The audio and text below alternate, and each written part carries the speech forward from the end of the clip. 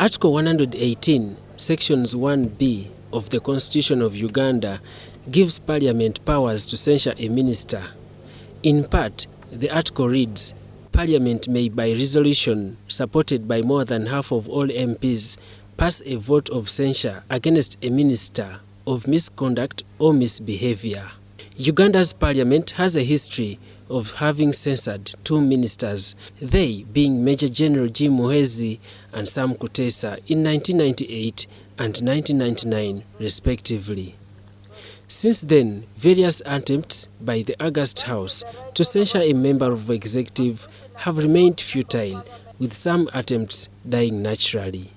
One of a kind was in February 2020, when the 10th Parliament unanimously agreed to censure the then Minister for Security, the late General Eli Tumwine, over infuriating the works of Parliament's committee investigating safe houses in Uganda. There were also attempts to censor the Honourable Minister by then Honourable Ida Nantaba.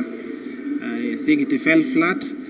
And we also saw an attempt to censor the Honourable Persis Namuganza then. The blame is put on the nature of politics in the August House, where numbers have proved not to lie. Some MPs think that the higher number of members subscribing to the ruling NRM party puts the ratio at 10-1, blocking motions to censure a member of executive.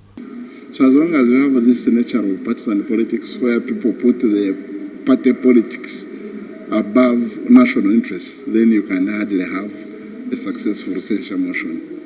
Because it would be an indirect indictment on the president for appointing such a minister. So the president always prevails on the members, and when it comes to signing the censure motion, because that is the beginning point, you find that we do not raise the required number of signatures to censure a minister.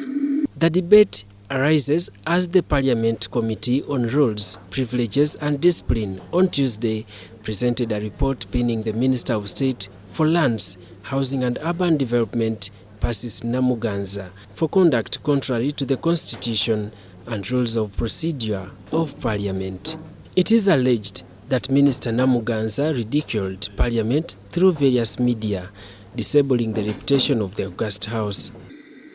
The committee, having found that the conduct of Honourable Persis Namuganza is not befitting of a member of Parliament and a minister, and being cognizant of the fact that Parliament approved her appointment as a minister. Parliament will next week pronounce itself on the recommendations by the Committee on Rules, Privileges and Discipline, which also cited that Minister Namuganza was accorded time to defend herself, but in vain.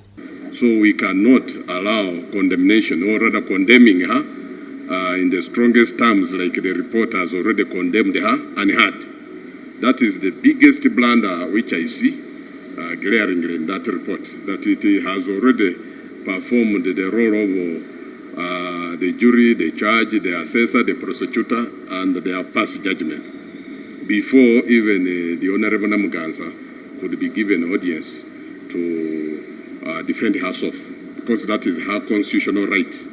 So for Parliament to be taken seriously, they should pick issues that touch on the public. For example, we have allegations of abuse of office. The Office of the Auditor General has produced reports implicating or indicting ministers for embezzlement, for diversion of public funds. So that would ensure that Parliament is taken seriously if we actually also tackle the serious aspects of the abuse of office.